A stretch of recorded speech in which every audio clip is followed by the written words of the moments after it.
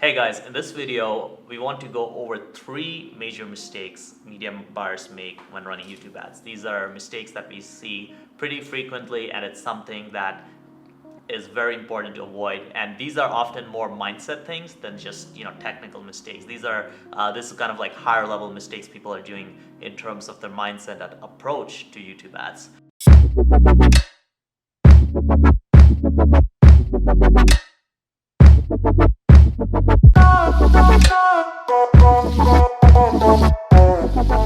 So Raf, why don't you get into mistake number 1? Sure. So mistake number 1, over optimization. As we've said, the bidding types, target CPA is what's going to work 9 out of 10 times the best for YouTube ads. Because of that, you use the algorithm, and it's hard as media buyers to understand that we don't always have to be touching the dials. We have to let the machine work to get the best results. So changing the target CPA bid many times, maybe excluding placements ahead of time or making exclusions ahead of time, that is a big mistake. We want to get rid of stuff that we know for sure does not work and is damaging our campaign. But more times than not, it's just looking at the campaign and deciding, does it make sense for me to make a change, or should I let it spend a little bit more? Got it. And how do you kind of make that balance between overspending versus actually being like, okay, this is the right time to cut this? You have some rules. I like some rules for more than anything based on the creatives, since I think that's the most powerful level in YouTube advertising.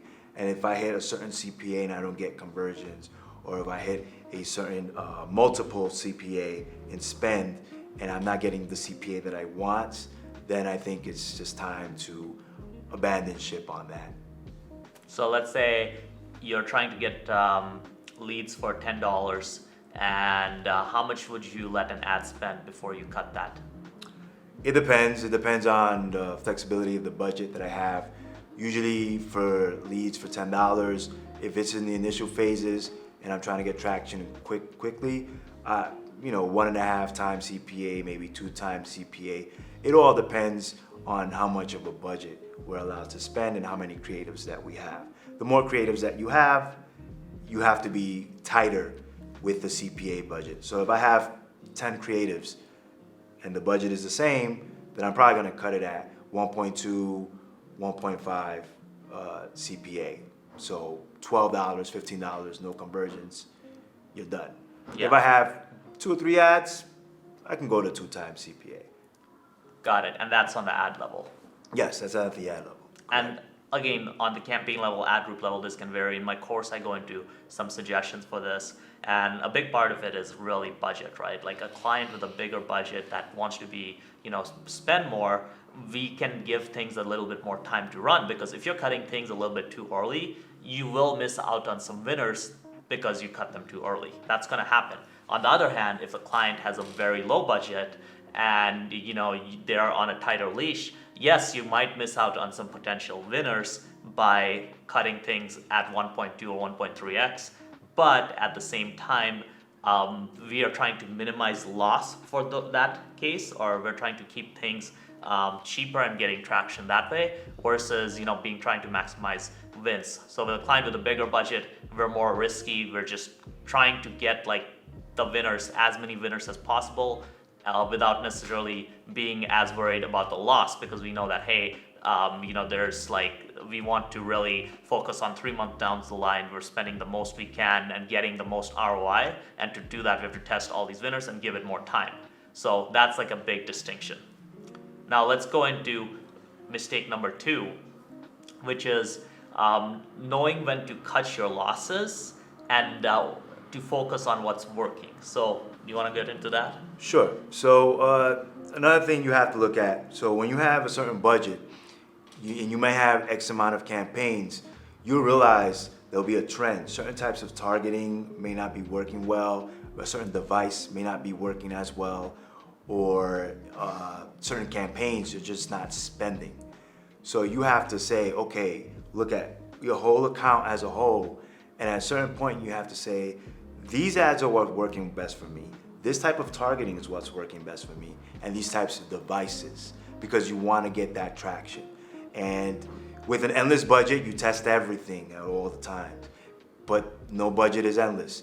So at some point, you have to decide, you know what, even though in my prior example, I gave a certain amount of spend for an ad, even though all the ads have not reached that spend, it's been a certain amount of time and I want to reach my goals. So you know what, which are my best ads, which are my best devices, which are my best types of targeting, and just focus on that. Because you're better off, let's say you're spending $1,000 a day, you're better off spending that $1,000 a day on 2 or 3 campaigns with the best ads versus spending it on all these other campaigns. Because that way you find out this works or this doesn't.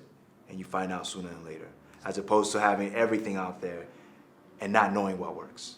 Yeah, so a big part of this is like, you know, in the first example, we're talking about, okay, like, where let's say on the cutting ads after they spent this much. In this case, we're talking about, all right, we know in general this ad is performing not as great, and we know these two are performing great. So on account level, we just exclude the, you know, badly performing ad instead of testing it in every campaign, right? So we're essentially, what we're doing is, hey, we have a limited amount of budget, and we're going to be on the safer side, and we just see these trends that this device, this ad, these types of ads, etc., are working. So we're just going to focus on the ones that are working and cut everything else. And you know, maybe we lose out on this one audience where this ad is going to work really well, even though it doesn't work for other audiences.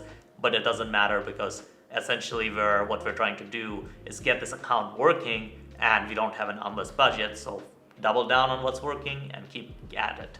Okay, let's talk about mistake number 3, and that is focusing on leads versus purchases. You want to talk about that, Raf? Sure. I see a common thing is everyone wants to talk about cost per lead. I'm getting $2.50 cost per lead, and that's fine and dandy. And yes, ideally, if you get very, very cheap leads and you get so many of them, your purchases will come in. And this is more for probably an information type product or a longer purchase cycle product.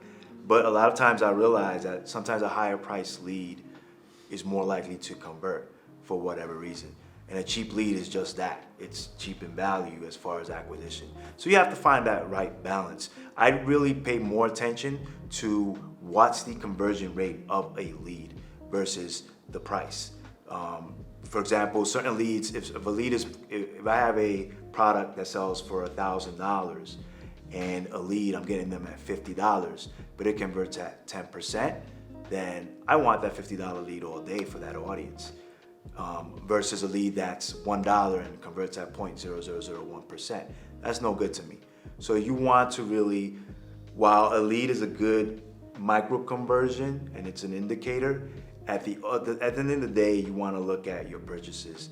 And if your purchases are not coming in, no matter how cheap those leads are, get rid of that campaign and focus more on what that conversion rate is of those leads versus just the price of the lead.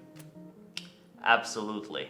Absolutely. The big thing is $20 leads often perform, like $22 leads for us often perform better than the $10 leads. Yeah. Right? Like cost per lead is it's like a good leading metric when you're starting out with an account, because obviously you're starting out, you might be initially getting some campaigns that are spending $60 a lead and others that are spending lower, and you want to get everything down to like a more reasonable level. And then from there you start seeing that, hey, these ones are converting and these ones aren't.